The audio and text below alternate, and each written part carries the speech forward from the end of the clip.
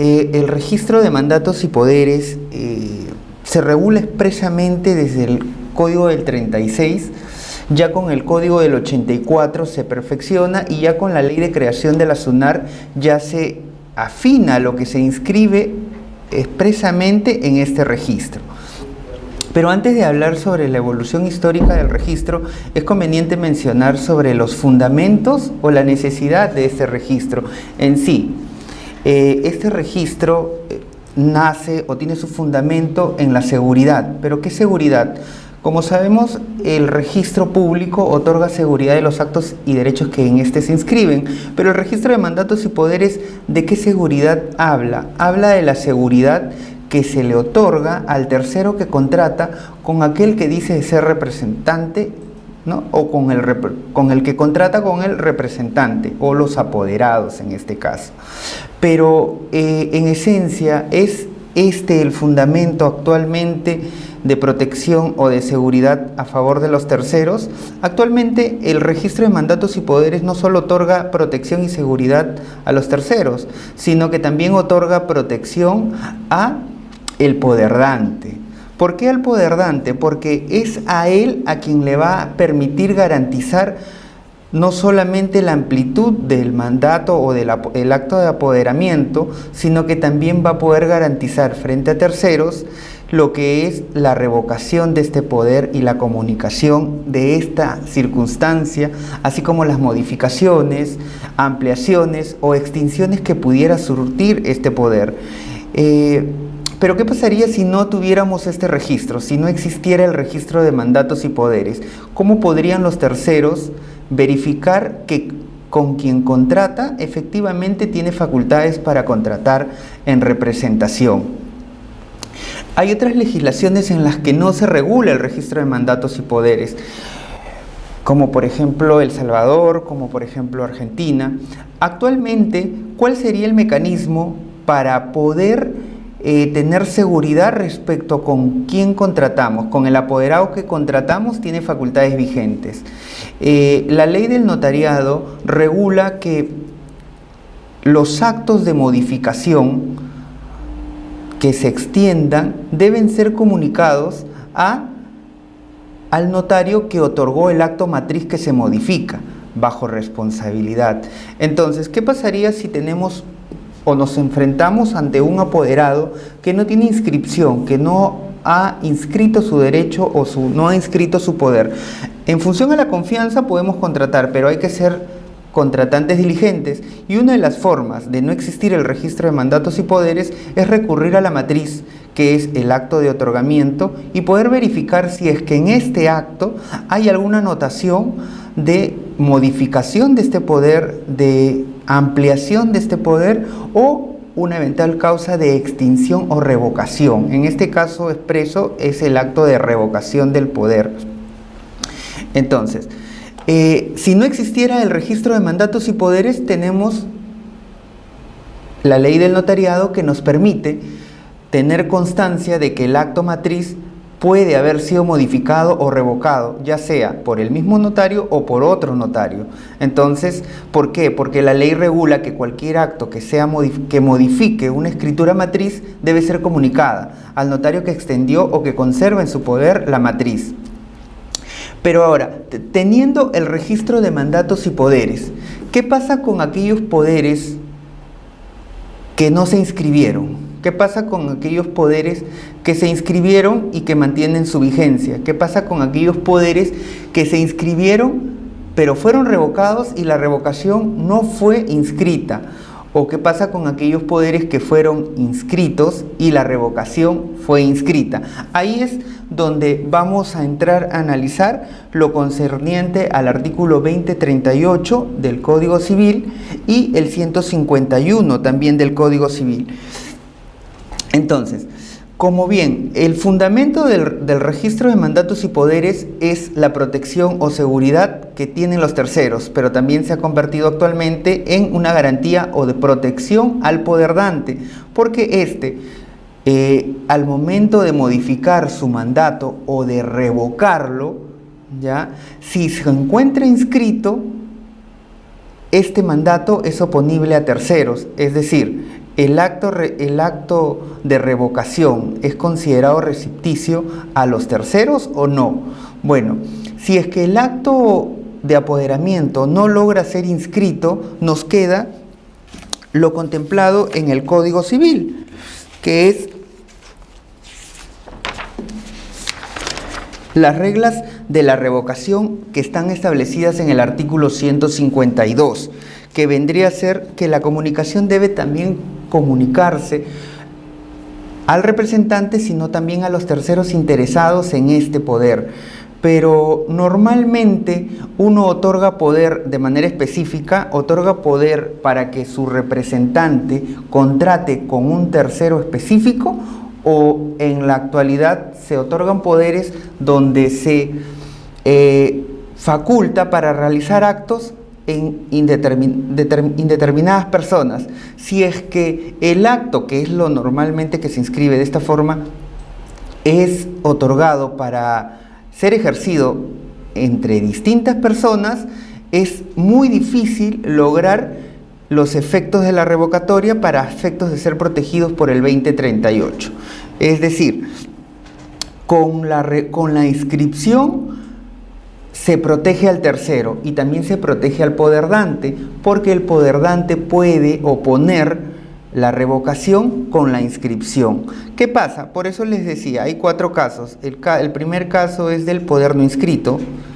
¿Con qué se beneficia? Con el 152, el poder inscrito cuya vigencia se mantiene, el poder inscrito cuya revocación no fue inscrito, y el poder inscrito con una revocación inscrita. Entonces son 4 casos distintos. Es decir, al lograr la inscripción, esta inscripción al poder le otorga validez o amplitud o garantías de su vigencia.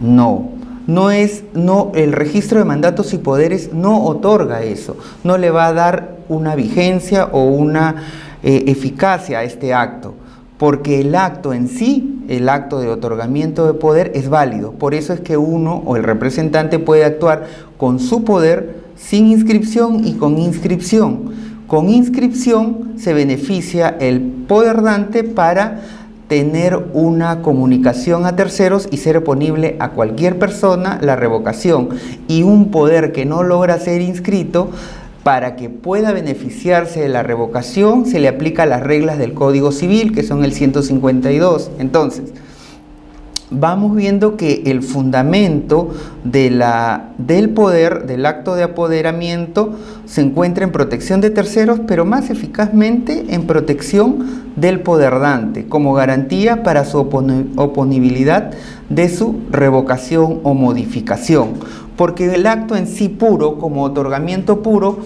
no se necesitaría inscribir si es que se va a mantener en el tiempo, a diferencia del acto que sí podría ser inscrito.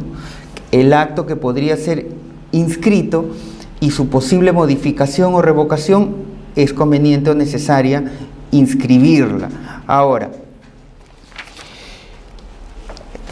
volviendo a la finalidad de este registro, debemos tener constancia que este hecho, en otras palabras, la publicidad positiva, que es la revocatoria, va a beneficiar a al poderdante. Pero ¿qué pasa si estamos frente a una revocación no inscrita? Estaríamos hablando de una publicidad negativa, es decir, se beneficiaría el tercero con la no inscripción de una revocatoria en sí. Entonces, es el registro el que va a otorgar, ya sea las garantías del 2038 para un poder inscrito y las garantías o las reglas generales del derecho civil a través del artículo 152 para un poder no inscrito. Poder inscrito, 2038, poder no inscrito, 152 del Código Civil. Entonces, la función del registro consiste en otorgar seguridades a quienes contratan, pero también seguridad a los poderdantes. Actualmente, el poder por sí mismo produce efectos frente a terceros sin necesidad de la inscripción. Por tal, este poder es válido sin necesidad de su inscripción. Ahí es donde vamos a retomar las cuatro características. que son los fundamentos del registro de mandatos y poderes. 4 casos particulares en este registro: poder inscrito, poder no inscrito, y de ellos poder inscrito revocado con inscripción y poder no inscrito revocado. Sobre este punto vale la reflexión: si la revocación se considera un negocio no recepticio, no necesitaríamos tener la constancia o la publicidad de los terceros para que éste sea oponible, pero si consideramos que no es recepticio, bueno, sí necesitaríamos la constancia de su inscripción a efectos de garantizar que esta revocación fue comunicada. En sí, ese es el fundamento del registro de mandatos y poderes. Ahora, en el registro de mandatos y poderes, ¿qué actos son inscribibles? De acuerdo al Código Civil, los actos inscribibles en el registro de mandatos y poderes son los actos otorgados, los actos de apoderamiento y también las modificaciones de este poder o de estos actos de apoderamiento. Ahora, actualmente se inscriben en este registro estos 2 actos: los de otorgamiento y sus modificaciones, extinciones o sustituciones o revocaciones. Pero históricamente se inscribían solamente estos actos y, ojo, estamos hablando de actos de otorgamiento y apoderamiento de personas naturales, o sea, de una representación voluntaria. Con la creación de este registro, que es con el Código Civil del 36, en este registro no solamente se inscribían actos respecto a personas naturales, sino que también se inscribían poderes de personas jurídicas que tenían tenían un registro particular, pero que no se les permitía inscribir, por ejemplo, sus apoderamientos. Con el Código del 84, esta limitación se terminó respecto a los poderes de personas jurídicas que sí tenían un registro, como el personas jurídicas creadas por ley, pero aquellos registros que tenían un registro limitado, se seguían todavía inscribiendo poderes como, por ejemplo, poderes de personas jurídicas para que sean ejercidos en provincia. Con el Código del 84 todavía se permitió eso. Con la ley de creación de la SUNAR se estableció que los poderes solo se iban a inscribir aquellos que son otorgados por personas naturales. Es decir, ya no se permitía inscribir ningún acto de apoderamiento o de aquellas sociedades que no querían establecer sucursales en distintas ciudades, podían inscribir esos poderes en el registro de personas naturales de las ciudades donde los van a ejercer. Entonces, actualmente se inscriben los actos de otorgamiento, sus modificaciones, ampliaciones, las sustituciones y las revocaciones o extinciones de estos poderes. ¿Pero por quién? Por las personas naturales. ¿Por qué? Porque en este registro se inscriben los poderes cuyo origen es una representación voluntaria. Pero cabe mencionar, ¿y qué pasa con los poderes de representación legal o los poderes por designación judicial? Bueno, no poderes por designación judicial, sino aquellos actos inscribibles donde el juez ordena que determinadas personas deberían realizar determinados actos a favor de los demandados o de repente poderes que se van a ejercer. Entonces, cuando hablamos de la representación voluntaria debemos de diferenciarla de la representación legal, que es la que ejercen los padres respecto a los menores, como por ejemplo citarlo, la patria potestad. Entonces, es necesario inscribir la patria potestad en el registro de mandatos o poderes. O sea, existe la representación, sí, la representación legal, pero ¿es necesario inscribirla? Pues no, porque es un hecho notorio, es un hecho que no necesita ser contrastado, porque la misma situación amerita que es notorio quién es el padre y quién ejerce la representación, porque es la ley la que le ha otorgado a los padres la representación de los hijos. Ya cuando quieran realizar disposición de los bienes de menores o de personas incapaces, entonces recién se verá el lugar de inscripción, que podría ser en este caso en el registro de propiedad inmueble cuando son actos para disponer sobre los inmuebles, o en el registro personal cuando son actos como por ejemplo actos de disposición de personas incapaces. Ya estamos hablando de otros registros, pero en este registro, en el registro de mandatos y poderes, solamente es inscribible aquellos poderes que son otorgados por personas naturales. ¿Qué pasa si se presenta al registro un poder otorgado por una persona natural para que su apoderado lo represente en Junta General de Accionistas de una sociedad? ¿Es inscribible en el registro de mandatos y poderes? Bueno, en principio sí, porque el ejercicio de la representación ante la Junta General de Accionistas de una sociedad o en una junta directiva o un comité de una junta directiva, no solamente como accionista o de asociaciones en el caso de socios o asociados. ¿Por qué? Porque esos efectos van a recaer sobre la esfera jurídica de esta persona natural.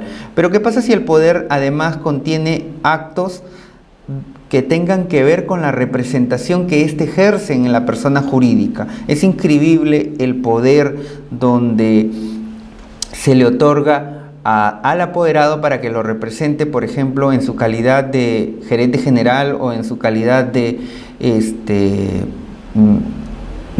presidente de algún consejo directivo del directorio. Es inscribible en el registro de personas naturales por más que lo haya otorgado por derecho propio el poder dante, pero que dentro de las facultades se encuentren, por ejemplo, representarlo. O es inscribible también en este registro aquellas facultades donde se le otorga al apoderado representarlo, sí, en juntas generales de accionistas, en sociedades, pero donde también se le faculta para que pueda ser elegido en los cargos de representación o pueda ejercer los cargos de representación que mantiene en esta sociedad, en esta asociación, en esta fundación.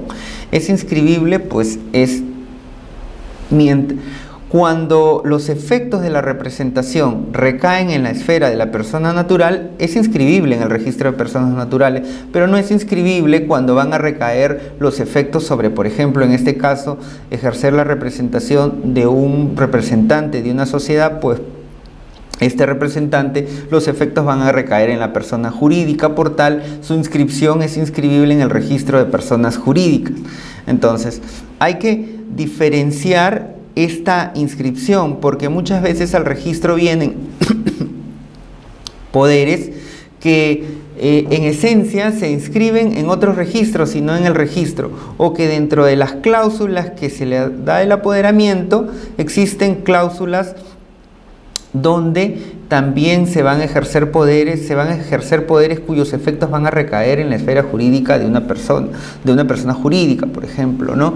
Entonces, ¿podría inscribirse este poder? Sí podría inscribirse, pero en la técnica registral en este caso es que se desistan de la inscripción de esos poderes en el registro de personas naturales, pues esa parte no corresponde a este registro. Ahora, el lugar de inscripción. Mucho se ha hablado sobre el lugar de inscripción de los poderes. El Código Civil en el 2037 establece que los poderes se inscriben en el lugar donde permanentemente se van a ejercer. Es decir, queda clara la regla donde se inscriben los poderes. En los actos de apoderamiento, el poderdante establece de forma precisa dónde se va a ejercer permanentemente o habitualmente el mandato o el poder. Pues si fuera así, si en el poder constara que expresamente que va a ejercer permanentemente, por ejemplo en la ciudad de Lima, por más que se haya otorgado en Trujillo, pero se va a ejercer permanentemente en la ciudad de Lima, y además que podría versar este poder sobre la transferencia de un inmueble en Arequipa, si es que establece que se va a inscribir preferentemente, debería solo poderse inscribir en la ciudad de Lima, pero en la práctica no se da así. No hay actos de apoderamientos particulares donde el poder solo establezca que se va a ejercer preferentemente en una ciudad.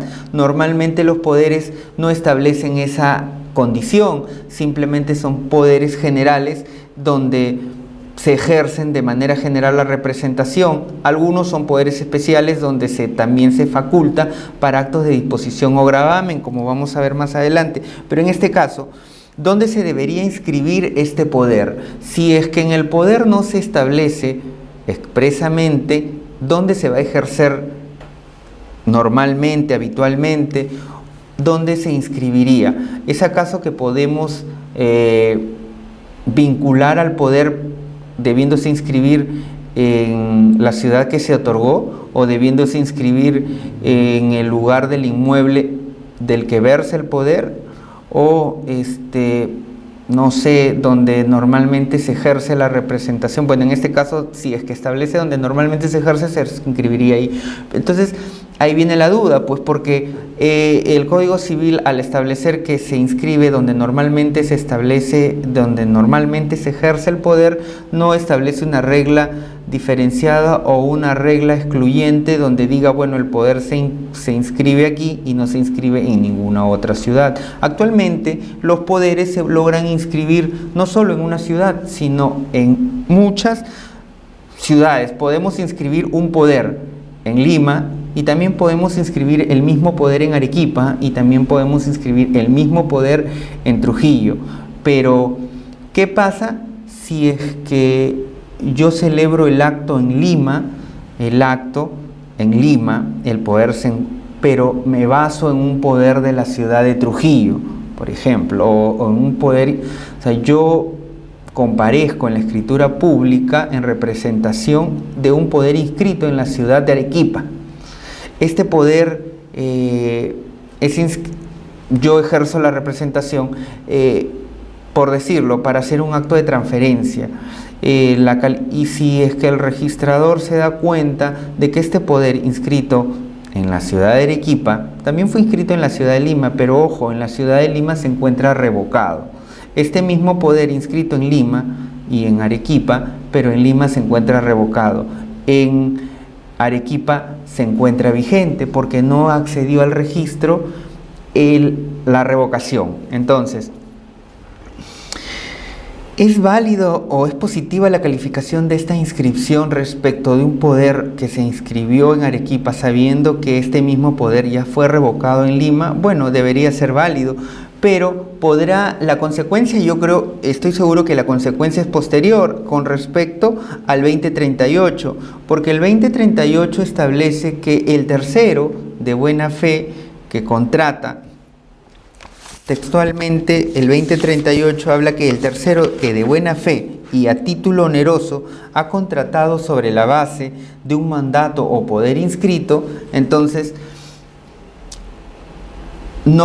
porque no podría hacerse valer de la buena fe, pues resultaría ineficaz, ya que no solamente para valerse de la buena fe es necesario acceder al registro y tener la constancia negativa de su revocación, sino que también la doctrina ha establecido que no solo es necesario dejar constancia que el poder ha sido revocado donde se encuentre inscrito, sino que si es que por otras causas ajenas al registro logras enterarte que el poder se encuentra revocado, el poder dante se protege o se logra proteger, y el tercero de buena fe ya no sería un tercero de buena fe, ya la buena fe se rompería al poderse probar de que que el poder ha sido revocado y se logra enterar por causas que no son culpa de él, ¿no? Entonces, quien contrate y quiera hacerse valer del 2038 no solamente debe ser un contratante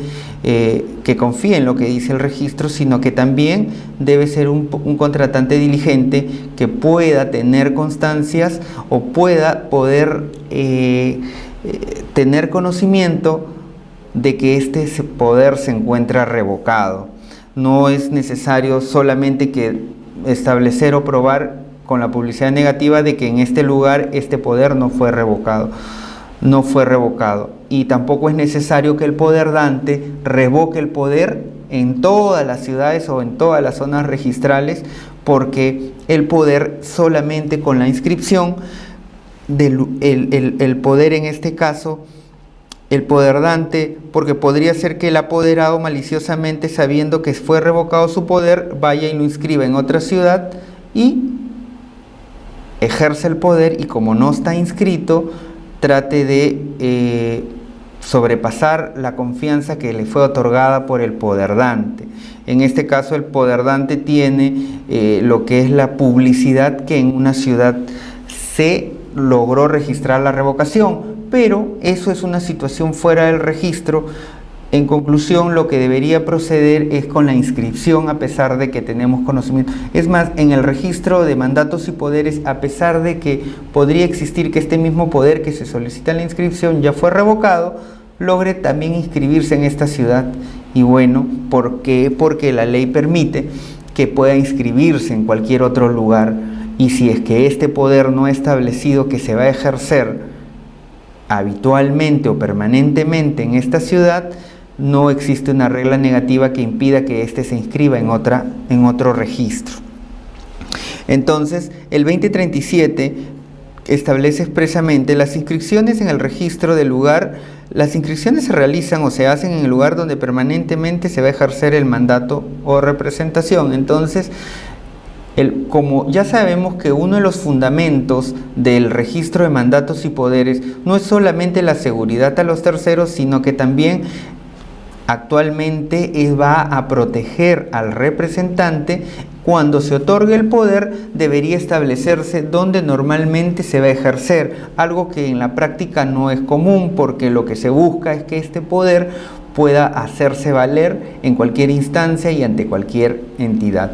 Es raro que uno pueda poner eso, y también es raro que en el mismo poder uno detalle con quién va a contratar este apoderado, porque en la eventualidad de que en el poder conste de que va a contratar determinados actos con determinado apoderado, ni siquiera necesitaría la inscripción, creo yo, porque para que este poder sea oponible, se le aplican las reglas del Código Civil en el artículo 152, en donde se tiene que comunicar la revocación al representante y también a los interesados del acto por el cual se dio el apoderamiento.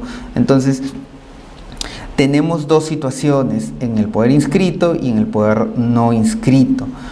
Las reglas distintas para uno y para el otro, 2038 y 152, dependiendo de la inscripción, dependiendo de la publicidad, ya sea esta positiva o negativa. Lo inscrito, 2038.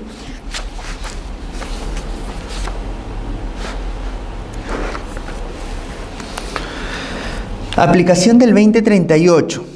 Como les comentaba, el 2038 establece que el tercero de buena fe y el que a título oneroso ha contratado sobre la base de un mandato o poder inscrito en el lugar de la celebración del contrato. Entonces, la aplicación del 2038 tiene dos factores. Uno, que es el principal, que es el tercero de buena fe, y el segundo requisito para hacerse valer del 2038 es que haya sido contratado a título oneroso. ¿Qué pasa si es que se demanda a un apoderado, ¿no?, por, no sé, incumplimiento de contrato? Demandas al apoderado por incumplimiento del contrato, pero este apoderado ya se encuentra revocado su poder, pero no inscribieron la revocatoria de este poder. ¿Se podrá hacer valer el 2038? Recuerden que para que se pueda hacer valer el 2038, uno de los requisitos es que se haya contratado con este tercero, pero a título oneroso. Solamente cuando haya una disminución entre las partes es que tú podrás determinar o podrás acogerte al 2038, independientemente de la buena fe, que la vamos a analizar, pero vámonos por el lado de que es a título oneroso.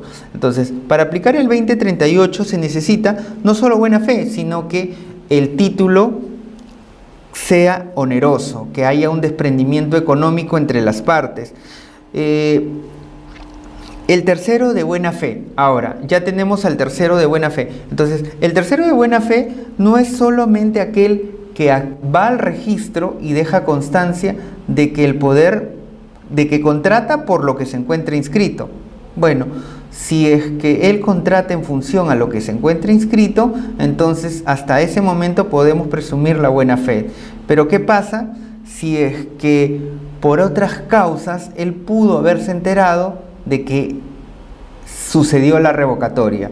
Es decir, un tercero diligente que no pueda ser, que no pueda verse en culpa respecto a la ignorancia de la revocación. Entonces, si es que existen medios extrarregistrales para poder hacer constancia de que este poder se encuentra revocado, pero cuando hablamos de medios razonables, de que pueda verse de que este poder fue revocado, entonces no se puede acoger a la aplicación del 2038.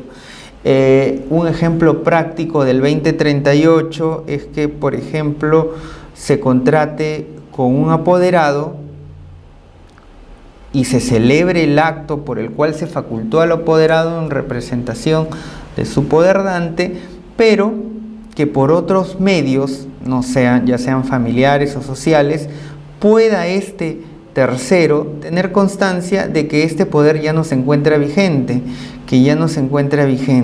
Entonces, al no encontrarse vigente, ¿qué pasaría? Ya no podría acogerse al 2038, porque lo que se necesita es que no solamente la buena fe sea expresa en el sentido de acudir al registro y tener constancia de que el poder se encuentra inscrito, sino que de existir otros medios o elementos que permitan al tercero tener constancia de que sí se puede llegar a saber de que este no está vigente, entonces no se puede aplicar. Pero ¿qué pasa en aquellos casos donde ha habido ampliaciones o modificaciones? Es ahí donde volvemos a recurrir a lo que corresponde a los fundamentos del registro de mandatos y poderes.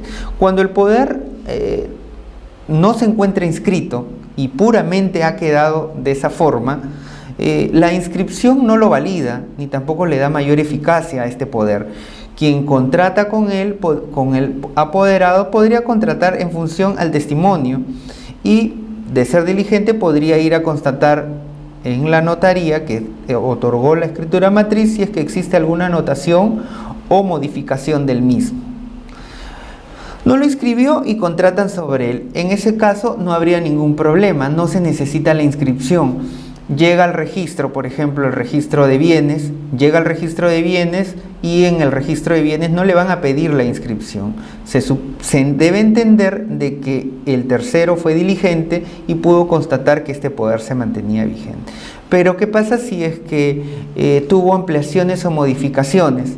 De repente en el poder matriz, en la escritura matriz, se otorgó un poder para transferir determinado inmueble, pero el poder se encuentra vigente. El poderdante modifica el poder y ya no le faculta para disponer del inmueble. Lo modifica, no lo revoca, lo modifica y solo le faculta ¿para qué? Para poder, por ejemplo, administrarlo, arrendarlo o hasta gravarlo expresamente. Entonces, es posible contratar sobre este poder no inscrito y sobre su modificación. ¿Cómo tendría que hacer el apoderado? El apoderado tendría que ir con su escritura matriz y con su escritura modificatoria. Pero, ¿qué garantías existirían para quien contrata con este apoderado? La mejor garantía que tendría este tercero y también el poderdante sería la inscripción en el registro. Con la inscripción en el registro vamos a poder tener constancia de esta modificación, y esta modificación lo que hace al lograrse inscribir es que sea oponible de manera absoluta a todos, al tercero y a todas las personas involucradas, sin necesidad sin necesidad de tener que hacer o cumplir la regla del artículo 152 del Código Civil, en donde establece que debe comunicársele al representante y a los interesados, porque en lo usual no se establece quiénes son las personas interesadas en el acto jurídico a celebrar. Ahora, cuando hablamos de esto también debemos debemos desarrollar el tema de lo que es la técnica de inscripción. Como sabemos, el registro de predios es un registro de folio real, el registro, por ejemplo, el registro personal es un registro de personas mixto, el registro mobiliario de contratos es un registro de folio causal o contractual, el registro de personas jurídicas es un registro personal porque por cada persona jurídica se apertura una partida. Pero el registro de mandatos y poderes, ¿cuál es la técnica de inscripción? ¿Es un registro personal? ¿Es un registro causal? En este registro se inscriben o se inician partidas por cada persona, y en esta partida se inscriben todos los actos de apoderamiento que otorgue esta persona, o se inscribe por cada acto causal o por cada acto de apoderamiento. Algunos establecen que es un registro personal no absoluto, otros establecen que es un registro causal. En mi entender es un registro causal o un registro que por cada apoderamiento se va a aperturar una partida. Recordemos que los actos inscribibles son el otorgamiento, la modificación, extinción, sustitución, revocación y la eventual extinción del poder. Entonces, al aperturar por cada acto de apoderamiento, estos actos sucesivos se van a inscribir en este registro. Entonces, la técnica de inscripción es que por cada acto de apoderamiento se inicie una partida registral en el registro de mandatos y poderes. Y es en esta en la que se van a inscribir las modificaciones, sustituciones, revocaciones o extinciones del poder. Pero en esta técnica también tiene una variación. Existe veces en los que su inscripción no deviene no solamente, o sea, su cancelación, anulación de esta partida no deviene solamente de este registro, sino que también lo podemos verificar, por ejemplo, en el registro de sucesiones intestadas o en el registro, bueno, es en el caso más específico, en el registro de sucesiones intestadas. Cuando uno inicia sucesiones intestadas, el Código Procesal Civil establece que el juez, por ejemplo, si es una sucesión intestada a nivel judicial, envíe el parte judicial no solo al registro de sucesiones intestadas para inscribir la anotación preventiva de la sucesión, sino que también ordena que se inscriba esta anotación preventiva en el registro de mandatos y poderes. Pero ¿qué pasa si es que esa solicitud del parte judicial en el registro de mandatos y poderes al llegar al registro se advierte que no existen partidas donde este causante haya otorgado mandatos y poderes? Entonces, es inscribible en este registro a pesar de que no existen mandatos y poderes inscritos. En este sentido hay una doble tendencia. Por una parte hay registradores que inscriben esta solicitud de mandato, inscriben en el registro a pesar de que no se encuentre inscrito ningún mandato o poder, y hay registradores que deniegan la inscripción por cuanto ésta debe de venir de una inscripción, y es ahí donde vemos la técnica. La técnica registral es: por cada acto de apoderamiento debe abrirse o debe iniciarse una partida registral. Pero en el caso de aquellos mandatos judiciales donde se ordena que se inscriba la sucesión intestada, la anotación preventiva en cada uno en el registro de mandatos y poderes y logra inscribirse, ¿de qué técnica estamos hablando? Hablamos de una técnica que necesariamente tiene que ser de folio personal, de folio causal o de folio real, ¿no? En este caso queda claro que podría ser una mixtura, ¿no? Un registro de folio personal limitado o un registro de folio causal sin que se cumpla el tracto sucesivo, porque justo en este registro no es necesario que para inscribir, en este caso, la revocatoria, deba de existir o preexistir, al menos para quien expone, deba preexistir la inscripción de un poder. porque al inscribir la extinción mediante un mandato judicial, también estaríamos publicitando la inscripción, estaríamos publicitando la extinción de aquellos poderes o mandatos que no lograron su inscripción. Entonces, pero ¿y qué pasa con el tracto sucesivo en este registro? Bueno, el tracto sucesivo no es necesario, pero ¿qué pasa si quieres inscribir un poder? ¿Y cuál sería la técnica de inscribir la revocatoria de un poder no inscrito? ¿Cuál sería la técnica registral en este caso? Ya se ha pronunciado en reiteradas ocasiones que para inscribir un poder, para inscribir la revocatoria de un poder, ¿es necesario inscribir el poder? O sea, aquí es necesario que se cumpla el tracto.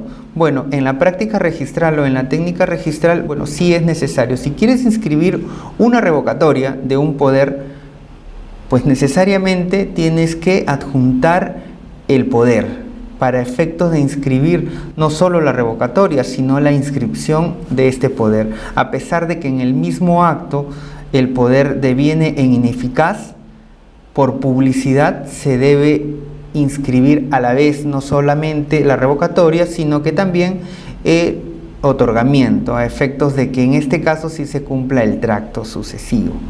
Y se cumple también en las modificaciones o en las revocaciones de poderes inscritos, porque como bien se estableció en el 2036, se inscriben los otorgamientos y también los instrumentos en donde conste la sustitución, modificación y extinción.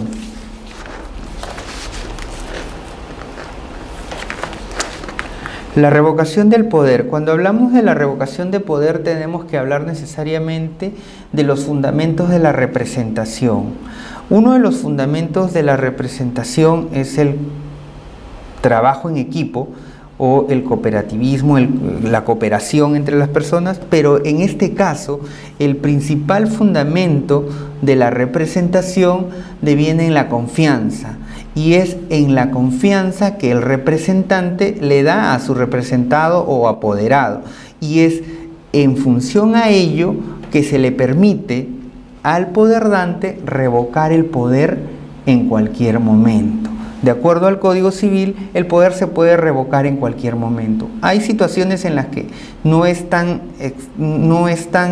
literal, pero por lo general el poder basado en la confianza y en protección del poderdante, porque es uno de los fundamentos de este registro, logra inscribirse la revocación con la sola decisión de quien lo otorgó. Pero ¿qué pasa con aquellos poderes donde fueron otorgados por varios representantes?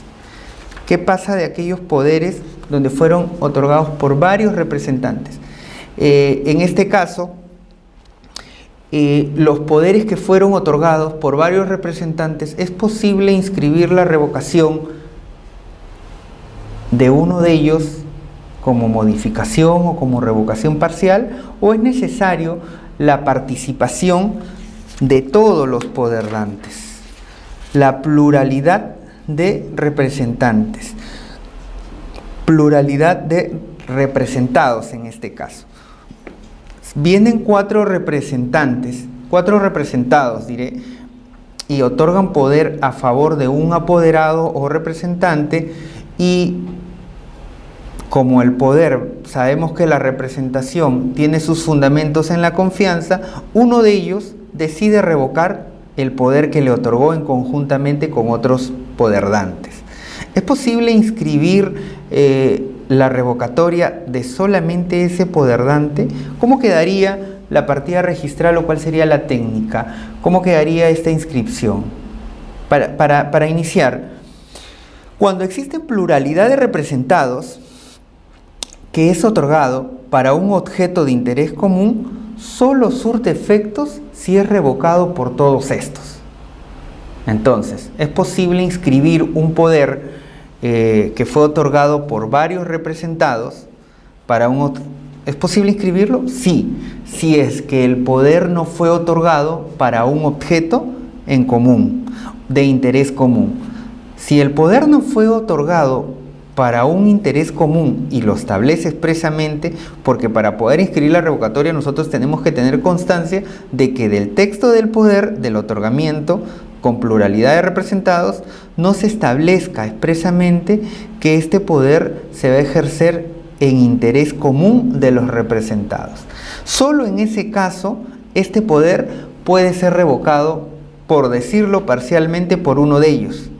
O como podría inscribirse, creo que con la técnica, bueno, estoy seguro que la técnica debería ser la modificación de poder, porque uno de los representados sale de la relación jurídica de la representación y quedarían los otros tres subsistentes. Pero ¿cómo quedaría la partida? ¿Como una modificación o revocación? ¿Cuál sería la técnica? La técnica correcta, o bueno, la técnica que debería ser como una especie de modificación, pero que se establezca que este apoderado revoca en todos sus extremos el poder otorgado a favor de su apoderado.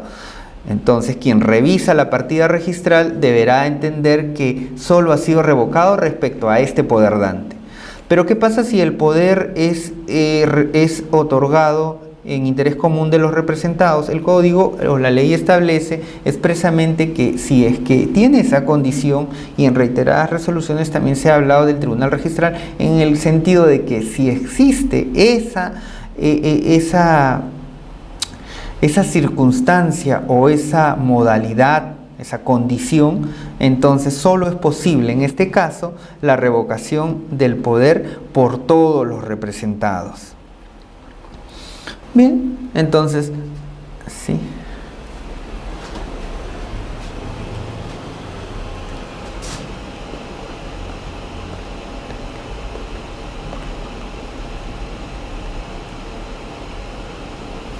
Sí, bueno, nos están preguntando sobre poder otorgado en el extranjero.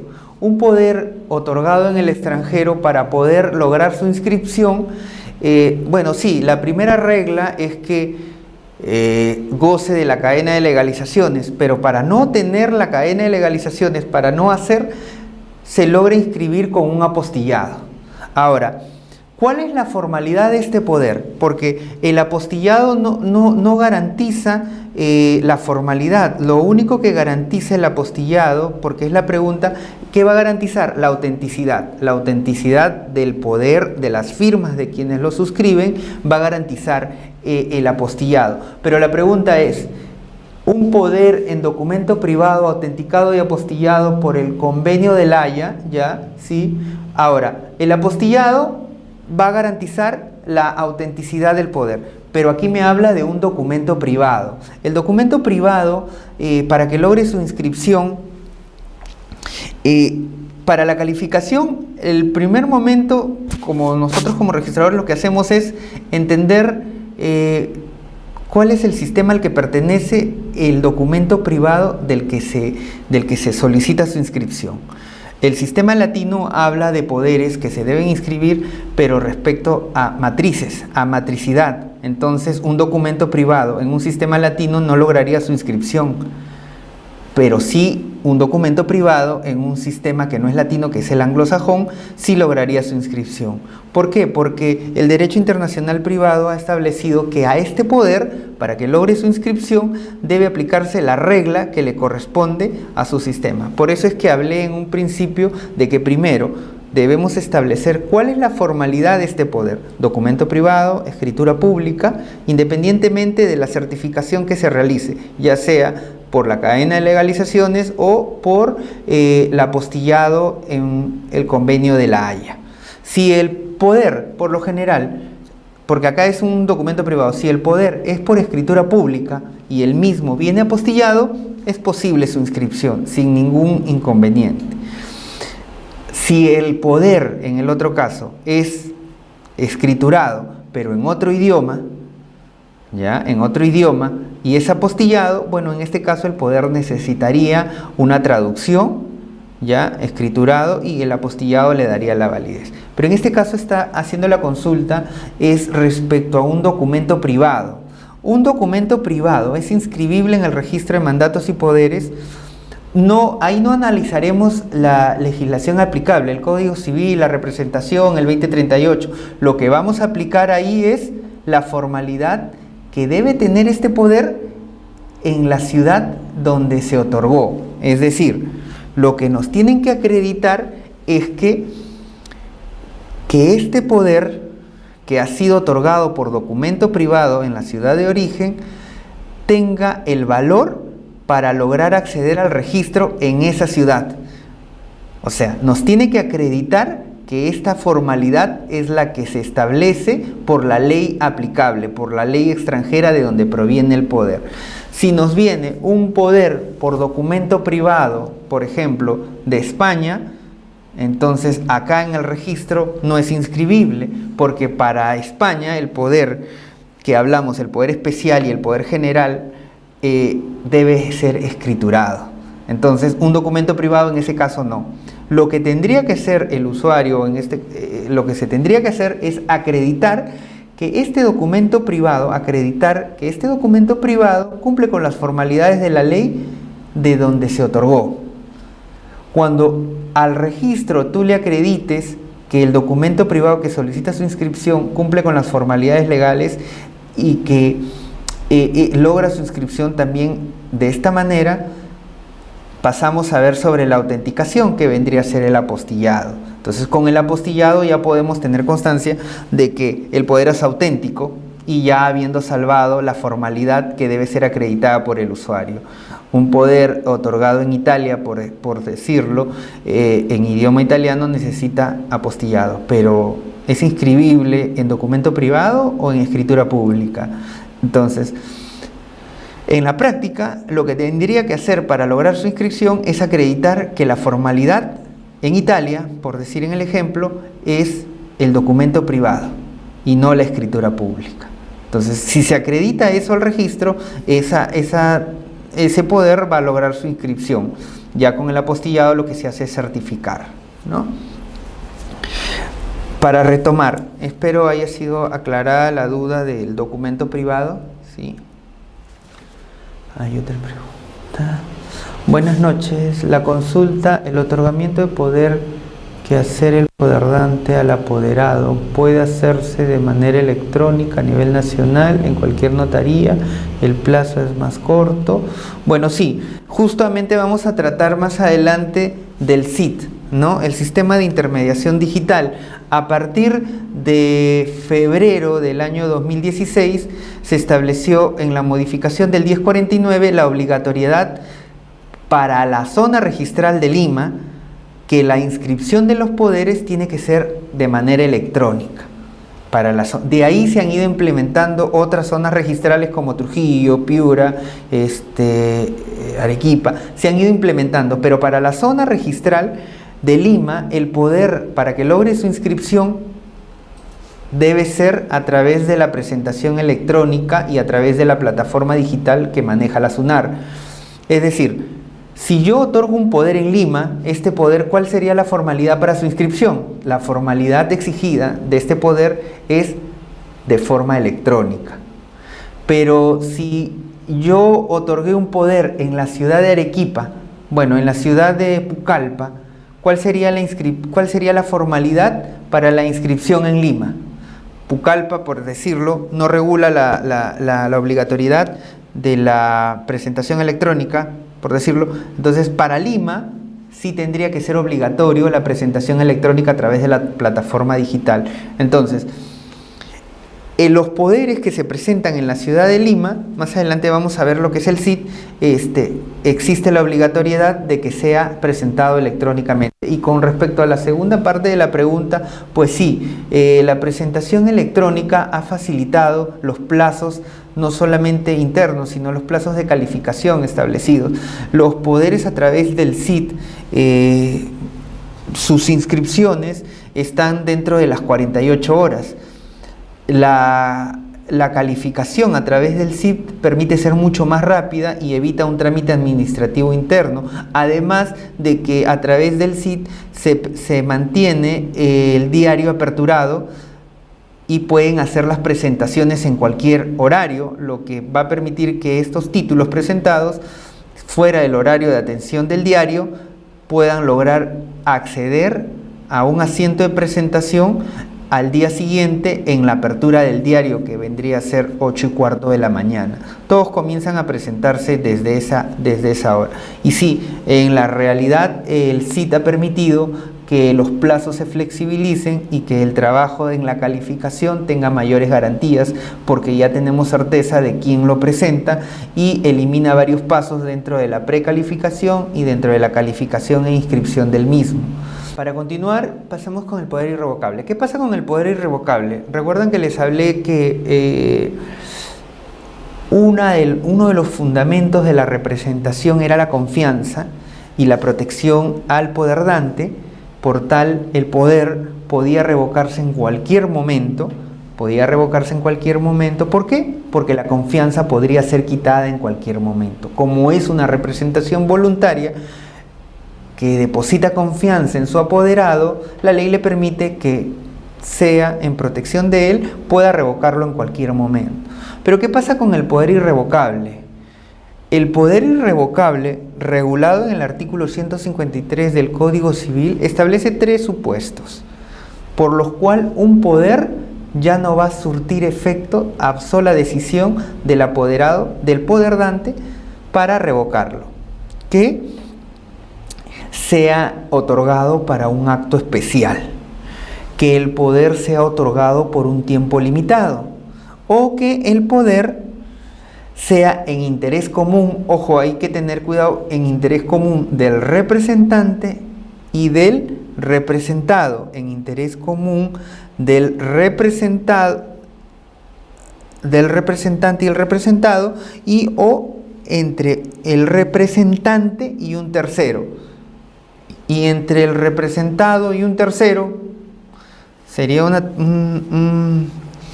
una interpretación que últimamente en una resolución del Tribunal Registral ha establecido, ¿no? El Código Civil ha establecido que el poder debe ser otorgado en interés común del representado y del representante, un supuesto, o del representado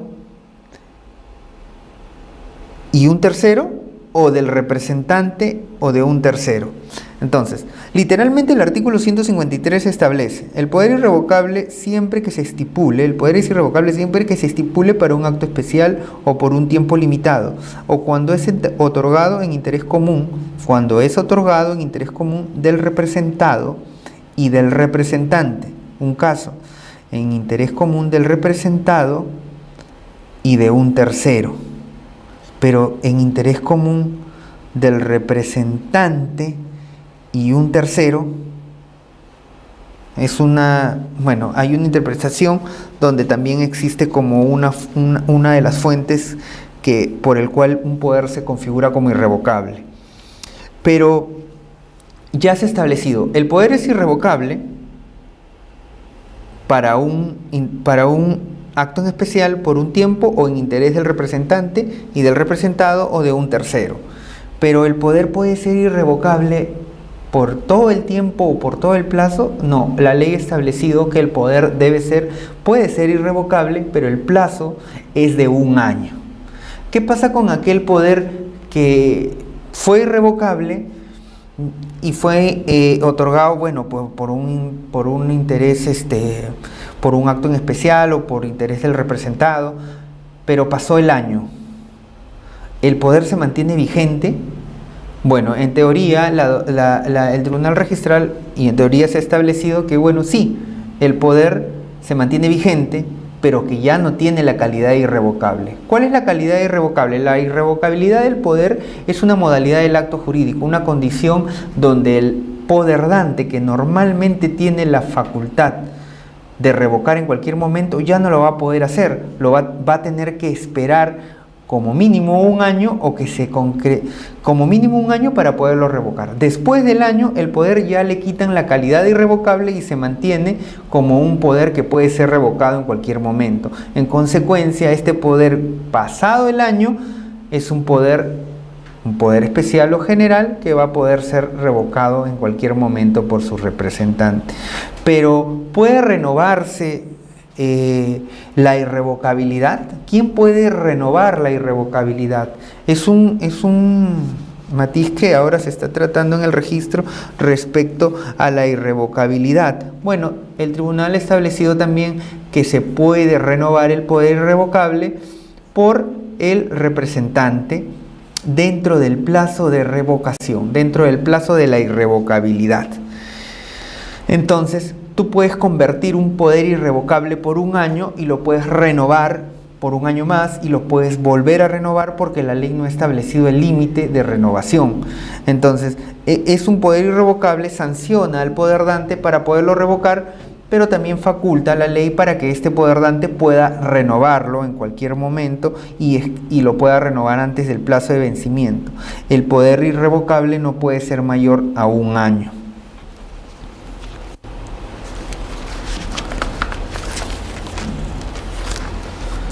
Renuncia del representante. ¿Es inscribible la renuncia del representante?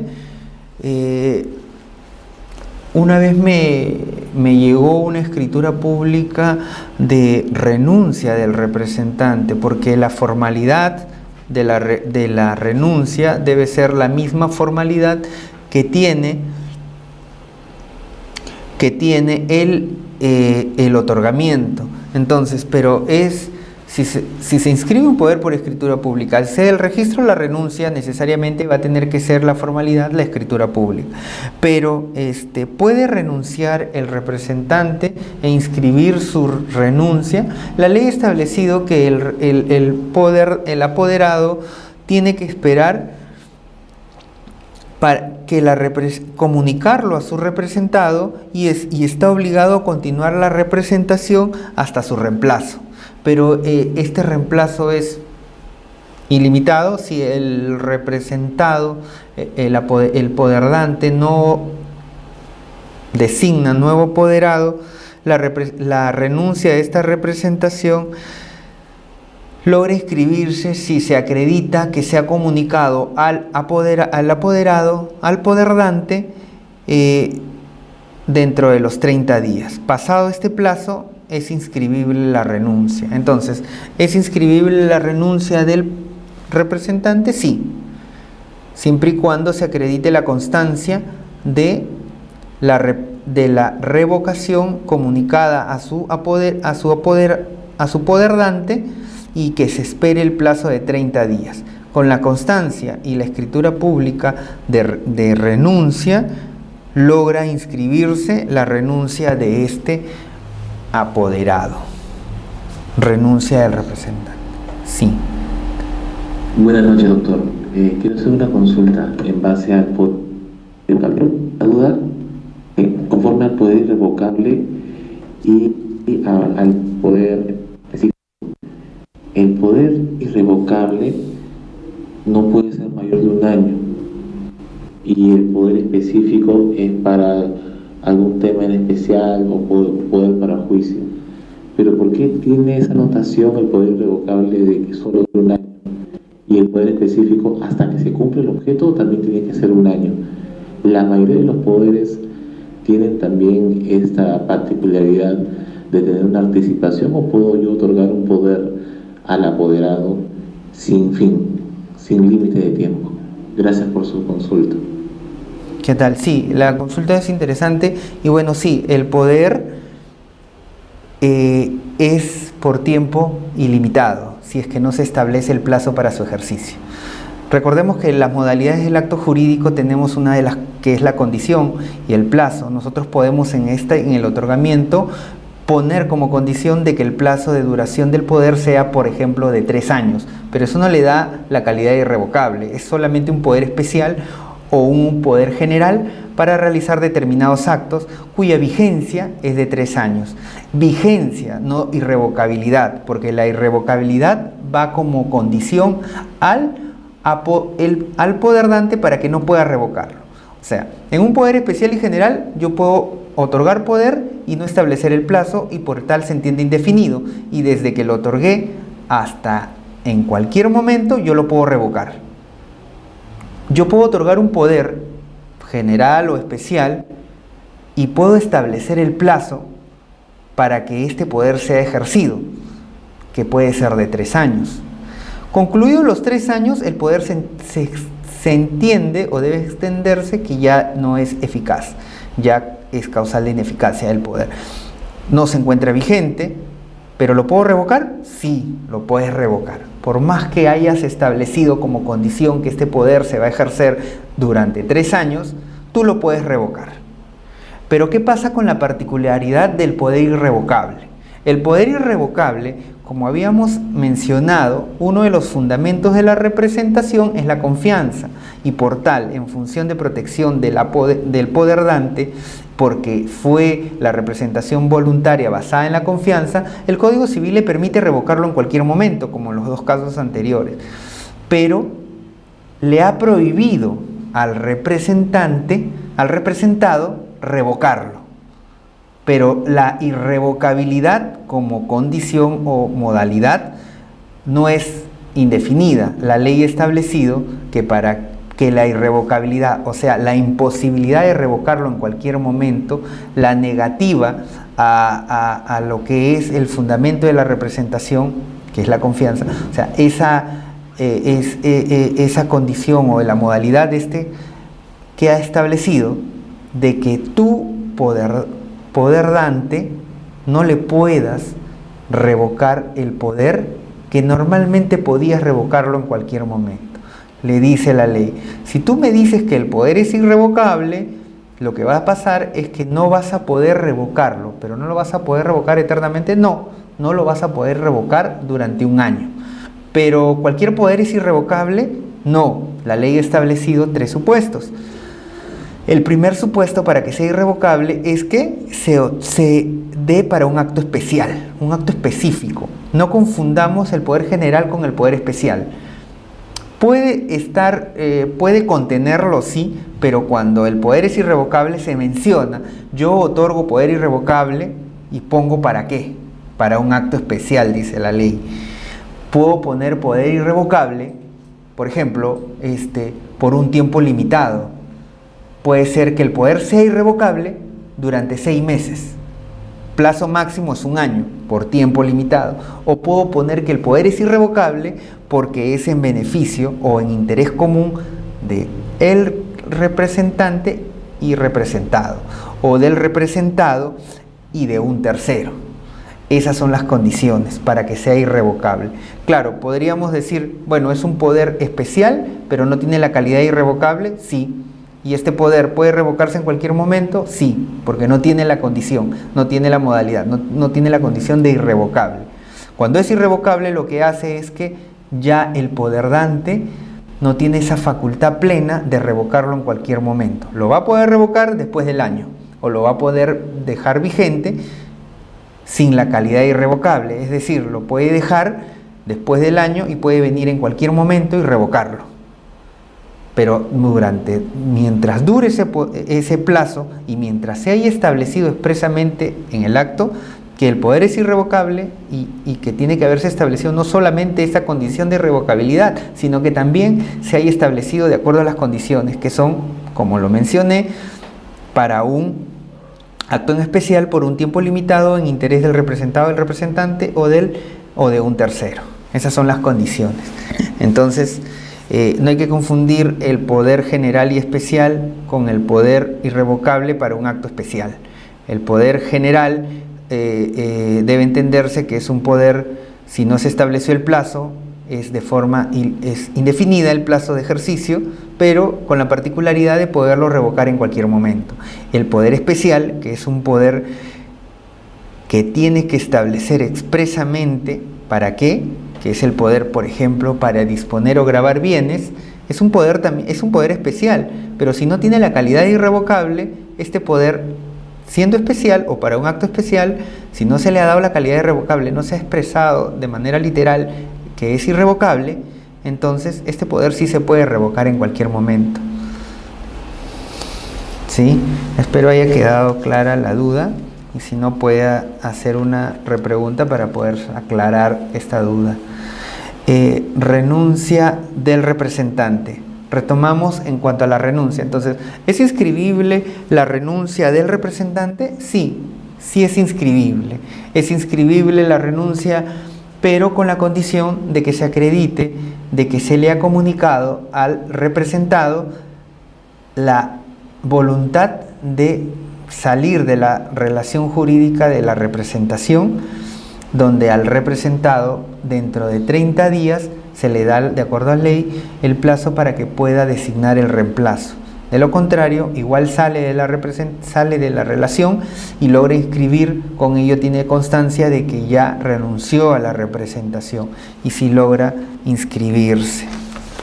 En resumen, eso es renuncia al representante.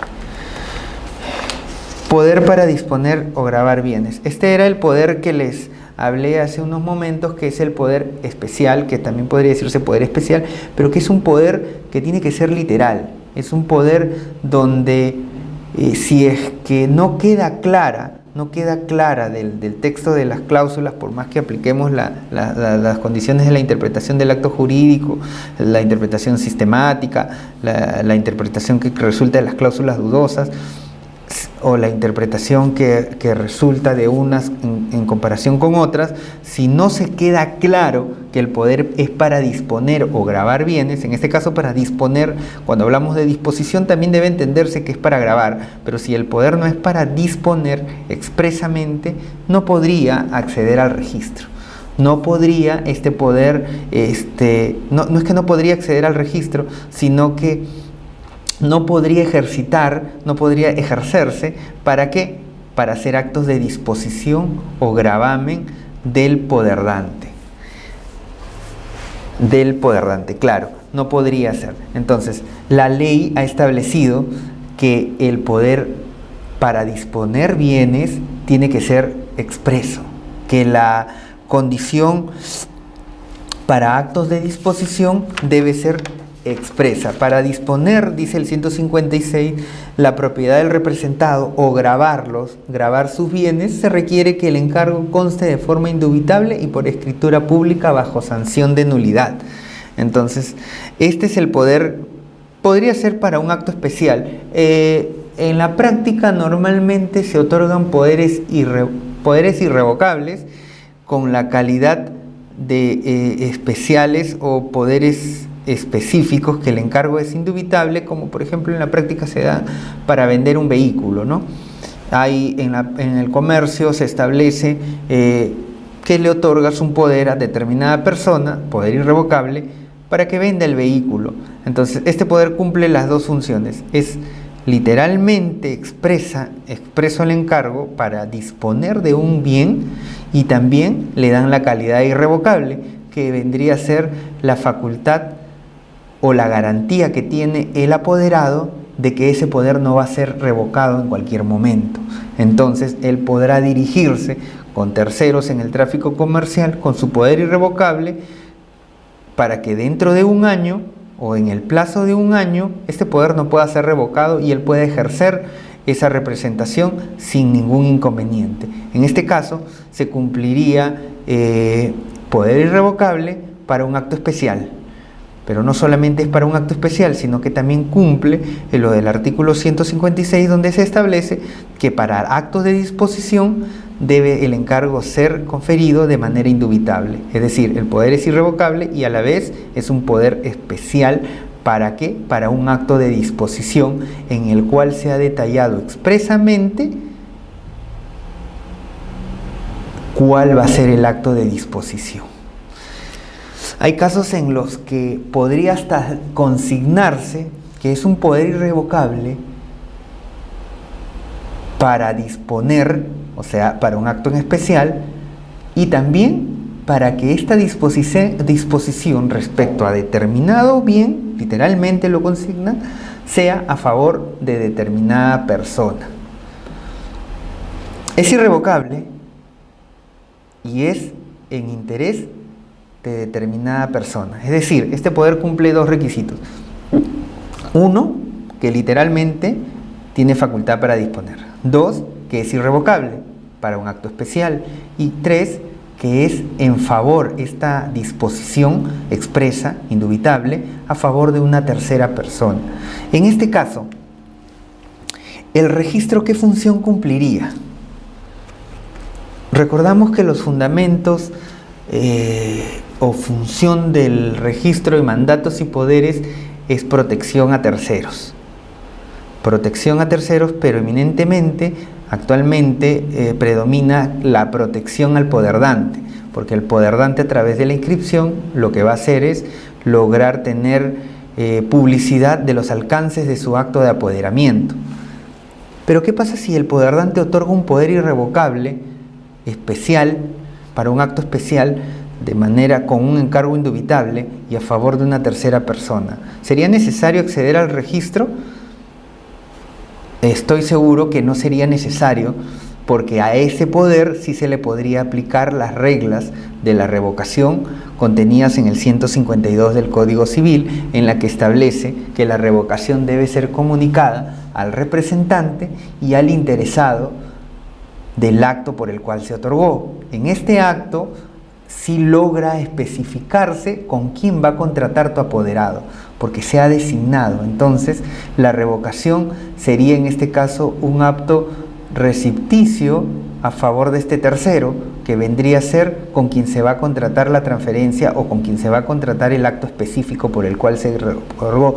Y además que el poder es irrevocable, o sea que durante ese año, durante el primer año desde que se otorgó, el poder va a tener la calidad de irrevocable. ¿Y qué va a pasar? Que no lo va a poder revocar. Al no poderlo revocar, no se necesitaría acceder al registro, porque él mismo es intangible durante un año, salvo que el representado no quiera, renuncia a la representación, diré el representante renuncia a la representación y bueno, pues en ese caso no se cumpliría, pero en ese caso no sería necesario, es decir, ese poder irrevocable no debería necesitar inscribirse, porque a la hora de realizar la transferencia del bien mueble o inmueble, como tiene la calidad irrevocable y se ha establecido la persona a favor de quien se va a transferir, se va a realizar el acto de disposición del representado, entonces sería suficiente acreditar su eficacia con el poder o con el testimonio del otorgamiento del poder. Si pasara el año y el acto no se haya realizado, entonces yo creo que sí sería conveniente inscribirlo a efectos de que este poder, si bien ya no tiene la calidad de irrevocable, ya, porque los efectos de la inscripción no van a prorrogar la irrevocabilidad, pero sí va a hacer de que el poder se mantenga como un poder general para un acto específico, pero sin la calidad de irrevocable, sin esa modalidad que te permite el Código Civil. En este caso es un poder para disponer bienes donde el tercero es una persona específica y en el cual se ha establecido de manera indubitable y por escritura pública la facultad de poder disponer del bien mueble o inmueble o de poder gravarlo.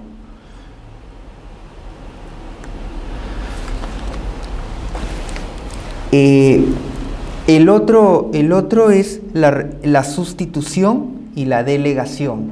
En este caso, la sustitución y la delegación, la delegación no ha sido regulada en el Código Civil, pero sí la sustitución. La sustitución y delegación se entiende de manera contraria respecto a los conceptos que se manejan en el Código Civil y en el Código Procesal Civil.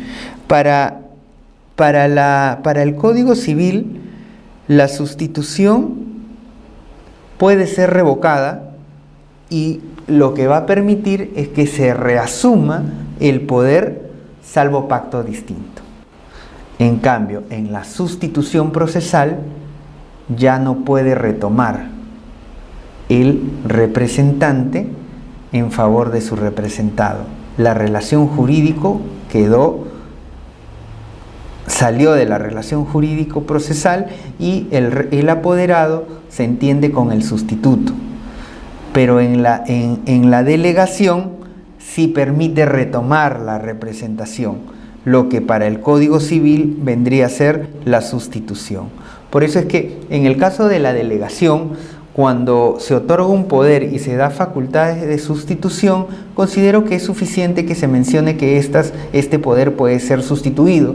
Ahora, si es que en el poder dante estableció cuál era la persona en la que se podía sustituir el poder, la responsabilidad del apoderado, cuando designe la sustitución, no hay una responsabilidad entre el sustituto y el apoderado, sino entre el sustituto y el poderdante. Pero ¿qué pasa si se le autorizó solamente para sustituir el poder, pero no se designó a la persona? En este caso, se le da la facultad de nombrarlo al apoderado y en consecuencia la relación jurídica se establecería entre el sustituto, el apoderado, y este respondería a su representante. Es distinto cuando sí se designa a la persona, donde la relación jurídica de representación iría desde el sustituto al representante. Esa es la sustitución de acuerdo al Código Civil. La delegación debe entenderse como una delegación general, genérica. Es decir, cuando hablamos de sustitución y delegación, lo que establecemos es que las facultades que se van a delegar tengan que estar expresamente señaladas en el poder que se delega. Para la doctrina y para el registro es así. O sea, si nosotros hablamos de delegación, debemos entender que se pueden delegar aquellas facultades que fueron expresamente establecidas en el acto matriz o en el acto de apoderamiento. Pero si es que estas facultades no constan, es necesario que las facultades estén expresas en la delegación. Bueno, se ha establecido que para el caso de la delegación, para quien expone, no es necesario que la delegación conste de forma expresa las facultades que se delegan. Para el caso de la sustitución y delegación procesal, sí. Hubo un poder que se inscribió, que se solicitó la inscripción hace poco, donde en una de las cláusulas se establecía que este poder podrá ser delegado y sustituido de acuerdo a las normas del Código Procesal Civil, artículos 77, 75 y 77. Entonces, este poder en lo particular no tenía solamente las facultades procesales, que son las reguladas en el 7.5, el 7.4, no tenía solamente esas facultades, sino que también tenía facultades generales y también tenía facultades especiales y tenía facultades y encargos indubitables de disposición de bienes. ¿Ya? Tenía encargos indubitables de disposición de bienes, es decir, el apoderado podía disponer de los bienes y gravarlos porque el encargo era literal. Pero cuando el poderdante estableció que este poder podía delegarse y sustituirse, el apoderado expresamente señaló que la delegación y sustitución a la que hago mención debe ser aquella a la que señala el artículo 77 del Código Procesal Civil. Entonces, esta delegación entiendo que es la que regula el Código Procesal Civil, o la sustitución que regula el Código Procesal Civil. Entonces debo entenderla que son únicamente respecto a las facultades procesales o las facultades que se da para juicio del 7.5. O debo entenderlas que son para la totalidad de las facultades. Entonces, en el registro se observó y se observó y se estableció que las facultades que se delegaban correspondían únicamente a las facultades procesales o judiciales y no a las demás facultades. ¿Por qué? ¿Por qué se dio esta interpretación? Porque al momento del poderdante de expresar su voluntad, porque es un acto voluntario, al expresar o manifestar su voluntad, estableció que la delegación y sustitución del que hace referencia son las que se refiere el artículo 77 del Código Procesal Civil. Entonces, si es en función a ellas, debemos entender que lo que está delegando o sustituyendo de tomar la decisión el apoderado, porque tiene las dos opciones, delegar o sustituir, van a ser aquellas que son materia de facultades procesales y no aquellas facultades generales. ¿Por qué? Porque al mencionar el artículo, y recuerden que para actos de disposición el encargo tiene que ser indubitable, pero ha sido indubitable para el poder apoderado, pero no ha sido indubitable con respecto a que éstas sean sustituidas o delegadas a terceras personas por designar del representante de forma general. Al citar ya la facultad contenida en el artículo 77 del Código Procesal Civil, por literalidad debemos entender que el poder dante solo le autoriza al apoderado delegar las facultades contenidas o que tienen que ver o que versan sobre las facultades procesales.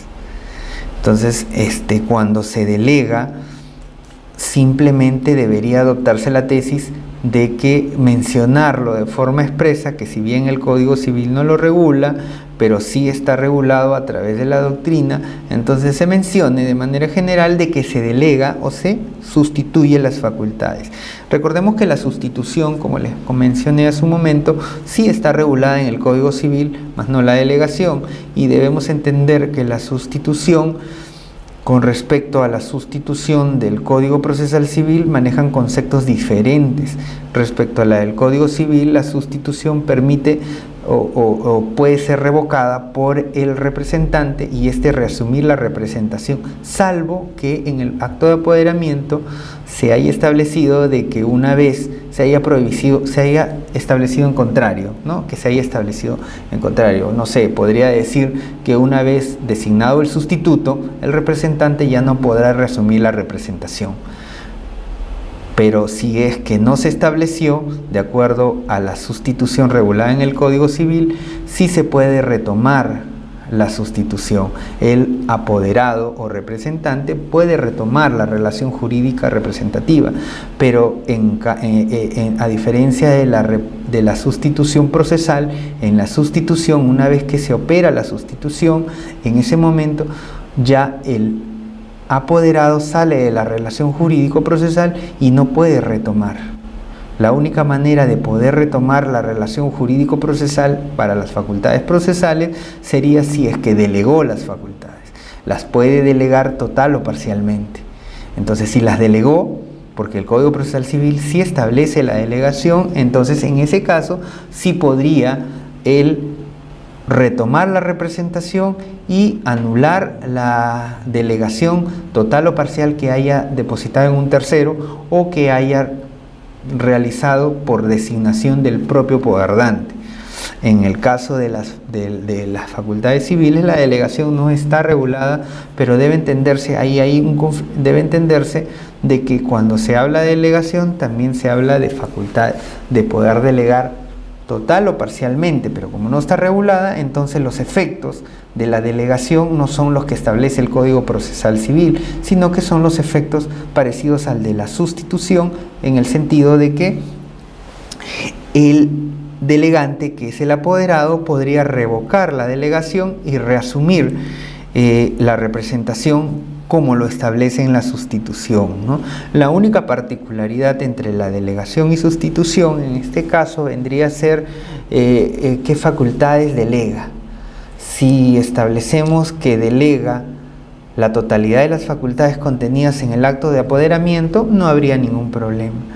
Pero si delega alguna de estas, habría que establecer si que estas que delega están contenidas en el acto de otorgamiento. Pero ¿qué pasa si delega facultades que no contiene? Ahí viene ya el tema de la observación, porque hay una tendencia en el registro de que si delegas facultades que no están contenidas en el acto de apoderamiento, es imposible delegar estas. Aunque hay una posición, y se ha establecido también a través de resoluciones del tribunal, en el sentido de que podría delegar facultades que no tiene, porque la relación jurídico-procesal ya no es entre el representante, entre el poderdante y el sustituto, porque en la delegación la relación jurídico-procesal es entre el representante delegante y el delegado, y entre el representante delegante y el representado. Entonces la relación jurídico-procesal cambia de acuerdo a la estructura, a diferencia de las facultades de delegación y sustitución establecidas en el Código Procesal Civil. La representación directa. Ahora, el acto jurídico celebrado por el representante dentro de los límites de la facultad que le haya conferido produce sus efectos directamente del representado. Ahora, ¿qué pasa si se celebra las facultades consigo mismo? Es decir, se celebra un acto. ¿Cuál es la sanción de un acto celebrado consigo mismo que excede las facultades, tiene exceso de facultades?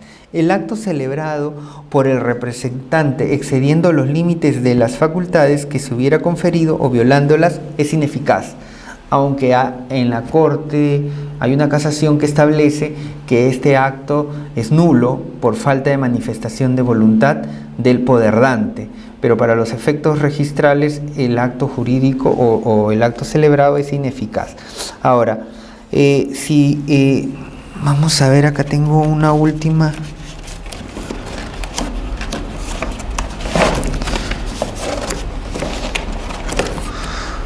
Jurisprudencia. ¿Dónde está la última resolución? Ah, ya. El acto celebrado por persona que no tiene representación que se atribuye. El acto que se celebra por persona que adquiere un bien manifestando intervenir por su propio derecho y en representación de terceros, o sea, en la comparecencia adquiere un bien por su propio derecho y en representación de terceros, pero vemos que esta representación, ya sea que se encontraba inscrita pero fue revocada, o porque se encontraba no inscrita pero a la vez fue revocada, respecto a estos casos el acto jurídico es ineficaz respecto a los representantes que él decía como apoderado o como apariencia que era su representante. El acto jurídico es ineficaz, pero es eficaz la transferencia a favor de él mismo porque contrató consigo mismo. Esa es la particularidad de la ineficacia del acto por exceso de facultades y su inscripción. Es decir, si llega un acto de adquisición de propiedad, por decirlo, donde adquiere por su propio derecho, ¿no? Comparece por su propio derecho y comparece también a favor de terceros, este acto es inscribible a pesar de que podemos constatar en el registro que esta representación que él alude como un apoderado, ya se encuentra revocada. ¿Es inscribible o no es inscribible el acto de la transferencia? Bueno, pues sí es inscribible, pero solo con respecto al que compareció por su propio derecho, pero no es eficaz respecto a los terceros al que él menciona en el acto jurídico que los representa, por cuanto ha hecho la constatación en el registro de personas naturales, en el registro de mandatos y poderes, ya consta la revocación. No impide la inscripción respecto a la transferencia consigo mismo, pero sí impide la transferencia con respecto a los terceros. La ratificación del acto jurídico por el representado. Cuando el representado se excede en sus facultades, es inscribible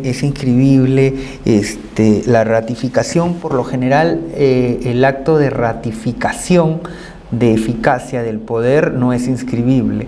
Lo que lograría inscribirse sí sería como una ampliación de las facultades otorgadas, las que van a permitir que a la vez sean ratificadas. Porque si es que celebró actos que no estaban contenidos o excediéndose de las facultades indubitables que se le dio, el apoderado, el poderdante, podría ratificarlas e inscribir sí como una ampliación.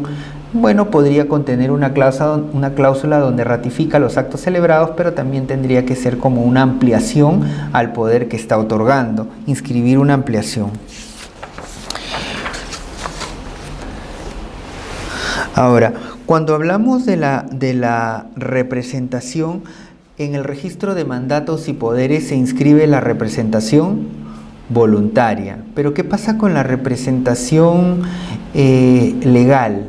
¿Qué pasa con la representación? Recordemos que también se inscribe en la declaración de ausencia o es inscribible en el registro de mandatos y poderes en la anotación preventiva de sucesión intestada, que son ordenadas a través de un proceso judicial. Pero ¿qué pasa con aquellas con la representación legal? ¿Es inscribible la representación legal? Bueno, como les dije en un inicio, la representación legal no es inscribible. Por ejemplo, no es inscribible la representación de la patria potestad. porque es un hecho notorio que no necesita ser publicitado, porque ya esa representación la estableció la ley. Pero ¿qué pasa cuando quiere, por su representación legal que ostenta, disponer de los bienes de su representado, que en este caso es un menor de edad? Celebrar transacciones, celebrar compromiso arbitral o celebrar demás actos que la ley exigen autorización judicial. Estos actos no son inscribibles en el registro de mandatos y poderes. Estos actos podrían acceder al registro personal o también podrían acceder al registro de propiedad inmueble cuando la autorización es para disponer sobre bienes inscritos. Entonces, recordemos que en el registro solo se inscriben representación voluntaria y que la protección es a favor de terceros de poderes que fueron otorgados y que van a recaer en la esfera jurídica de una persona natural. Pero respecto a los actos de la patria potestad, ha llegado al registro poderes donde dentro de las cláusulas, por decirlos, se establece que se le otorgo poder a mi apoderado para que represente